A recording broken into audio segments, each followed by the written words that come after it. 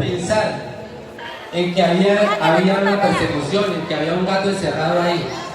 Y me hizo buscar y profundizar sobre la política de este señor. Y encontré que en efecto lo que había hecho era entregarle un contrato que tenían 3 ricos en Bogotá, entregárselo a 14.000 familias.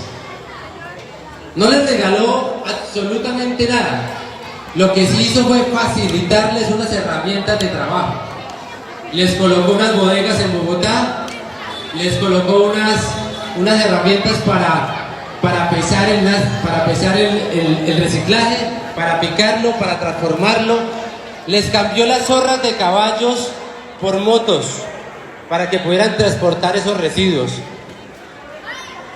Cuando finalmente lo terminaron echando de Bogotá, porque Santos dijo que en efecto ponía en funcionamiento lo que el procurador había ya dictado, y era que simplemente por esos 3 días de basura se fuera Petro. Santos dijo que se vaya. Gustavo Petro, contra viento y marea, se mantuvo en su decisión política de ayudar, de facilitar que esta gente trabajara. 14.000 personas que llamaban antes desechables, así los llamaban en Bogotá. Los dignificó y les dio humanidad. Les dio un nombre, les puso recicladores, les puso transformadores ambientales. Hoy, como lo he repetido acá, son 14.000 familias que se ganan la vida. Algunas recogieron poquito y eso se les pagó. Otras se organizaron en empresas, en cooperativas, en asociaciones y lograron hoy transformar los residuos. Hoy Doña Juana, el relleno Doña Juana de Bogotá, deja de recibir 4.000 toneladas que esos recicladores hoy transforman. Esa fue la política pública que hizo Gustavo Petro en Bogotá. Por eso, a partir de ese momento, decidí estudiarlo y profundizar y ayudar y difundir esa información acá en el territorio. Y les cuento una cosa, cuando empezamos aquí en Puerto López las primeras veces, fue muy difícil. Nos decían a nosotros que nos criamos en este pueblo, que nos vieron crecer acá, que nos vieron estudiar acá con esfuerzos, nos dijeron guerrilleros, porque apoyábamos a Gustavo Petro en la presidencia. Nos dijeron guerrilleros en este pueblo, nos pintaron el carro, la casa, nos hicieron persecución por apoyarlo a él. ¿Quiénes? Los politiqueros que hoy están ahí, los politiqueros que hoy nos tienen sin agua limpia, que nos tienen tomando agua sucia todos los días. Esos mismos señores que están acá son los que hoy patrocinan a las mafias, a esas casas que también nos apoyan a ellos para la alcaldía. Y los vemos ahorita comprando conciencia, porque aquí gente de estas, amigos nuestros de estos espacios nos han comentado que están ofreciendo 100.000, 150.000, 200.000, 400.000, 500.000 para precisamente volvernos a comprar, para que la política no funcione. Pero hoy yo creo que la gran ventaja es que hoy sabemos que nos han engañado. Sabemos que nos engañaron con Duque otra vez, que llegó en paracaídas hace 4 años y nos dijeron que ese sí era el que iba a cambiar el futuro. Y se aliaron nuevamente los mismos de siempre. ¿Quiénes se aliaron? Vargas Lleras, Santos, el de acá Juan Guillermo Zuluaga, el gobernador del Meta, junto con el alcalde de Puerto López y los otros alcaldes, porque a ellos les conviene que esto no cambie. Porque a ellos les conviene que nosotros creamos que la política no sirve. Porque a ellos les conviene que no ejerzamos el derecho, el poder de elegir.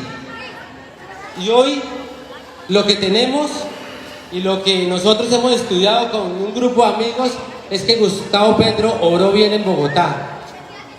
Que Gustavo Petro merece nuestro apoyo a la presidencia. Pero ahí no se queda todo. Porque listo, hoy sabemos que Gustavo Petro es alguien que se ha parado duro a esta gente corrupta del país. Pero Gustavo Petro no puede solo, necesita de un congreso. Y ese congreso es el pacto histórico el 13 de marzo. Necesitamos que haya un congreso que apruebe esas leyes que deben cambiar. Necesitamos que los derechos que se privatizaron, Y me refiero a la salud, me refiero a la electricidad, al agua, la energía. Esos derechos que hoy los tienen los privados, vuelvan a ser de nosotros. Pero para eso se requiere un Congreso que apoye a Gustavo Petro. Se necesita el pacto histórico. Y se requiere que ustedes voten ese 13 de marzo, que cuando pidan el tarjetón voten pacto histórico a la Cámara, pacto histórico al Senado. Y hay un tarjetón que no les van a entregar, es el de la consulta. Piden la consulta y votan por Gustavo Petro si así lo tienen a bien. Hay otra cosa, amigos, sobre la historia de Gustavo Petro y la guerrilla, que quiero volver a retomar.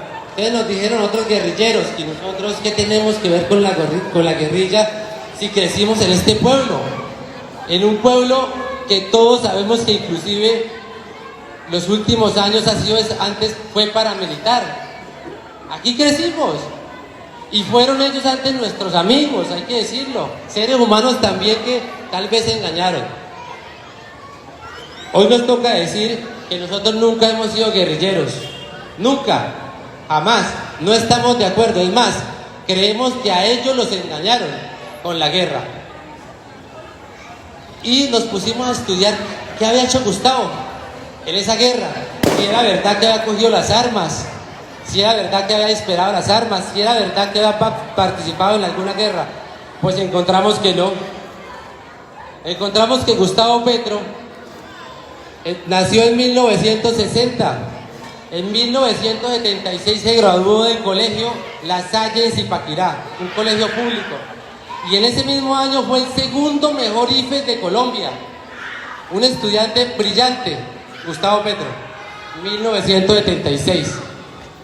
Para estudiar, porque viene de abajo, de un lugar humilde, viene de Zipaquirá, de un pueblo. Para estudiar, le tocó, como a muchos de nosotros, coger el bus.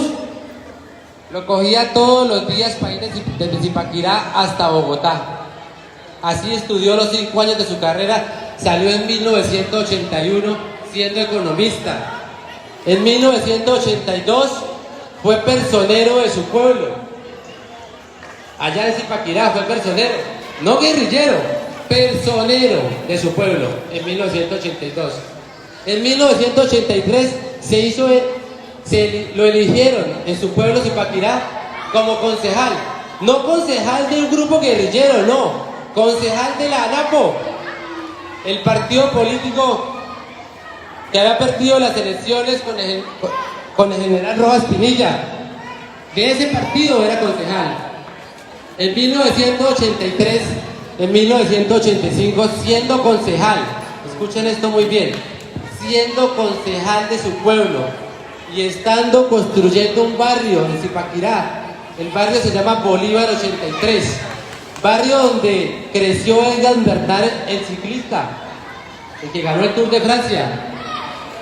Construyendo ese barrio, lo cogieron preso, porque se acabó un tratado de paz. Los mayores que están acá deben recordar que la constitución que teníamos era militar y que Colombia era un estado de sitio donde 2 partidos manejaban a su antojo el poder político, el Partido Conservador y el Partido Liberal, y que no estuviera ahí, pues lo mataban. Mataron a más de 5.000 personas precisamente que no pertenecían a estos partidos políticos tradicionales. Gustavo Petro se salvó de la muerte, fue a parar a la Modelo, pero no paró en la Modelo por cometer un delito, no tuvo un juicio, no. A Gustavo Petro lo condenó un militar a la cárcel, un mayor del ejército del cantón de Fusagasugá, y previa condena lo torturaron durante una semana. Año 1985 fue mandado a la cárcel Modelo de Bogotá. Esa es la 1985. Sale de la cárcel en el año 1987. Pagó 18 meses de cárcel por ser concejal de la ANAPO. 18 meses de cárcel pagó. En 1987 sale de la cárcel, y los que hoy conocen, los que hoy estuvieron en ese momento, que no me dejen, que me corrijan, si no, ya, terminamos la historia. Que me corrijan.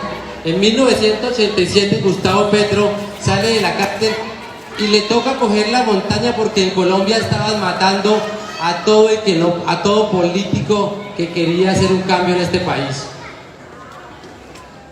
Les cuento algo, me sorprendió muchísimo ver que en 1988 ya había enviado la primera carta a Barco, firmada por Pizarro y él, donde él hizo el segundo párrafo precisamente para que se empezara el tratado de paz que condujo a la realización de la Constitución Política de 1991. Es decir, que el M-19. Muy buen día, bienvenido profesor Gabriel.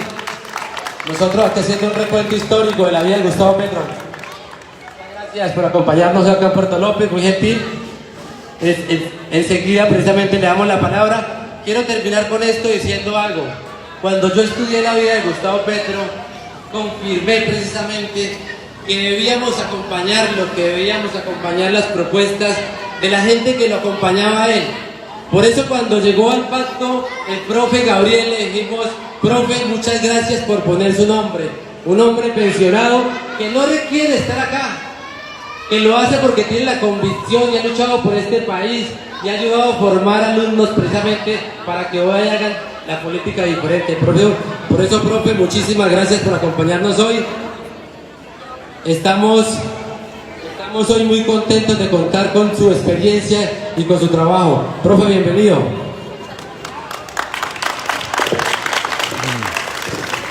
Bueno, claro que sí.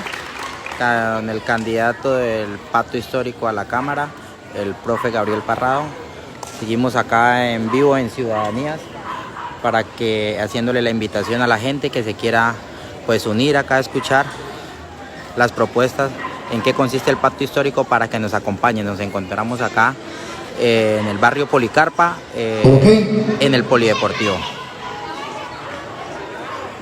Ok, bueno, ya aquí está nuestro representante en la Cámara, el profe Gabriel. ¡Una bulla, una bulla, una bulla!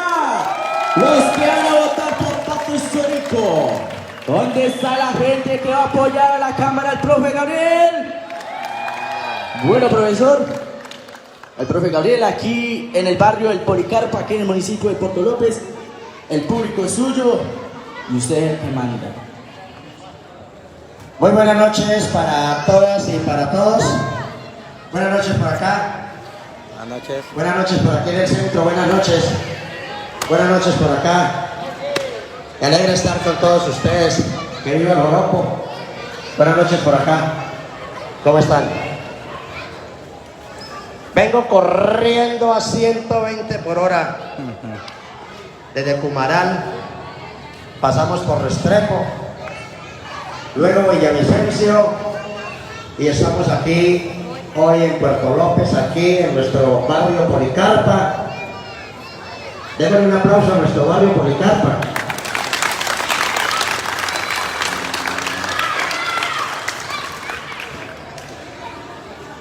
Primero que todo, a estas horas de la noche, démosle gracias a Dios, porque a lo mejor durante el día no nos ha quedado tiempo de darle gracias a Dios, así que démosle gracias por la vida, por la salud, démosle gracias porque tenemos una familia, démosle gracias porque tenemos una gran oportunidad.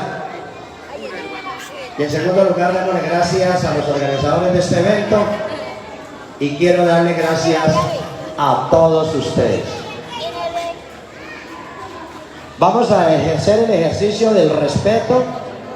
Vamos a trabajar también con los niños. Los niños, ponemos cuidado, porque los niños ya deben estar haciendo los análisis, porque de pequeño a quienes nos correspondió, los niños deben también practicar ciertos valores.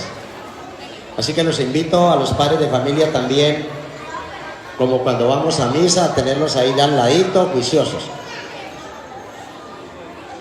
Quiero contarles rápidamente, porque sé que ustedes deben estar un poco cansados, que nosotros tenemos un país inmensamente rico.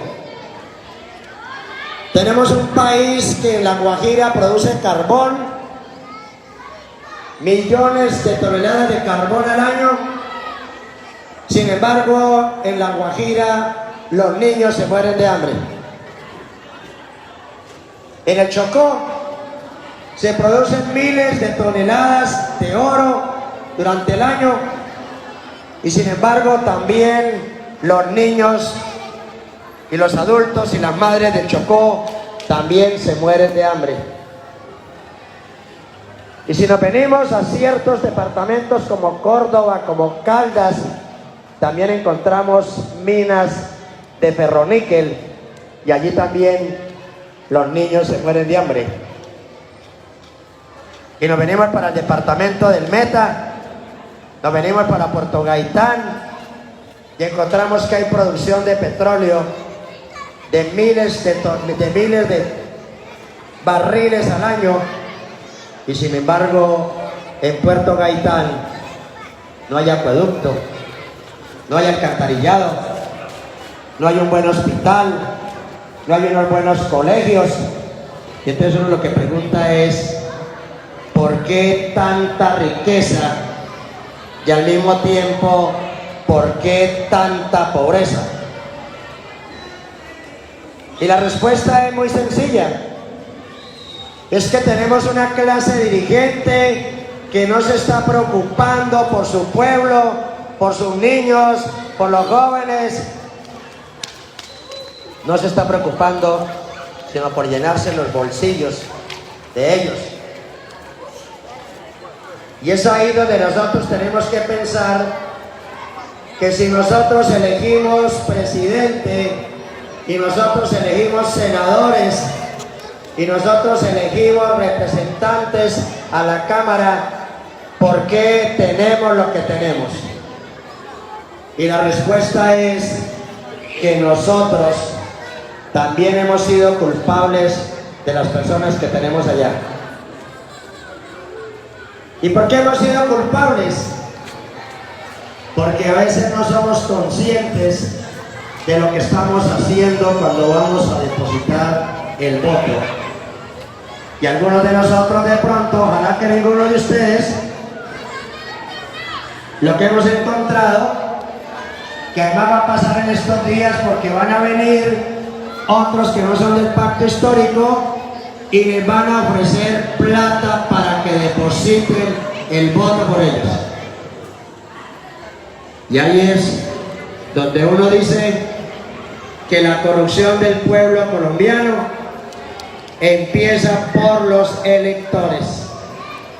Repito, la corrupción del pueblo colombiano empieza por quienes eligen. ¿Quién elige? El pueblo. ¿Quién elige? Los estratos 0, 1, 2 y 3. Es decir, nosotros somos los que elegimos. Si usted va a un barrio de ricos, del barrio de ricos uno golpea y salen por ahí 2 personas máximo. Si van al barrio de Policarpa y golpean, de una casa sale el papá, la mamá, el suegro, la suegra y 3 cuñados. Salen 7 votos. Y la abuelita aquí también. Y entonces uno dice, si los barrios de nosotros son los que eligen, ¿por qué tenemos el tipo de gobernantes que tenemos en el día de hoy? Corruptos.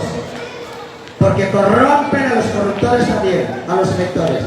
Corrompen a los electores porque vienen a ofrecerles plata por el voto y usted ante la necesidad recibe la plata y termina votando por los corruptos que están hoy en el Congreso, en la Cámara y en el Senado. Miremos algunas cosas que se presentan en el país.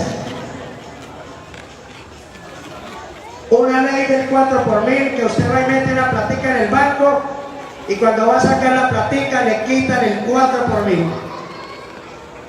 4 por 1000 en nuestro programa de gobierno, en nuestro programa como representante, el 4 por mil tiene que desaparecer. La ley de la salud, vamos al médico, a la EPS, y cuando vamos a la EPS siempre nos dan acetaminofén, lorotaína, ibuprofeno y unos exámenes de laboratorio. Y si le dicen, y si usted pide una consulta para un especialista, le van a decir que no hay agenda. No hay agenda. Y de pronto se la dan por allá para 3 o 4 meses, y cuando le dan la cita, el paciente ya se ha muerto. La ley de la salud, que es la ley 100, en nuestra propuesta del pacto histórico, la ley 100 la vamos a reformar. Miremos otra ley, la ley de las regalías. ¿Cómo así que por el petróleo nuestro tan solo nos dan el 10% de regalías y la multinacional se lleva el 90% y nos deja a nosotros tan solo a veces el 10%, a veces el 8% y a veces el 6%? Y la pregunta es, ¿por qué? Si el petróleo es de nosotros, el subsuelo es de nosotros, y no podemos aceptar que las multinacionales se lleven el 90% de lo que a nosotros nos pertenece. La ley de las regalías se tiene que modificar. Para eso son los representantes y para eso son los senadores, para reestructurar y reformar las leyes que afectan al pueblo colombiano. Miremos otra ley, la ley del presupuesto. Si ustedes revisan la ley del presupuesto que se está implementando en el año 2022, aparecen 40 billones de pesos para la guerra, 40 billones de pesos para el Ministerio de Defensa. En cambio, para el sector del sector agropecuario, solamente 2 billones. ¿Qué nos están diciendo? ¿Qué nos está diciendo el gobierno nacional cuando dice que hay 40 billones de pesos para la guerra y 2 billones de pesos para el sector agropecuario? Nos está diciendo que a los campesinos, a los agricultores, a los avicultores no los van a apoyar, y que nos estamos preparando para la guerra en lugar de estarnos preparando para producir alimentos. Los campesinos en este gobierno no tienen ninguna alternativa. Solo 2 billones de pesos para todos los campesinos, para todos los productores de Colombia, y en cambio 40 billones de pesos para la guerra. ¿Y qué le van a la guerra? Los hijos de los estratos 0, 1, 2 y 3, es decir, van a la guerra los hijos nuestros.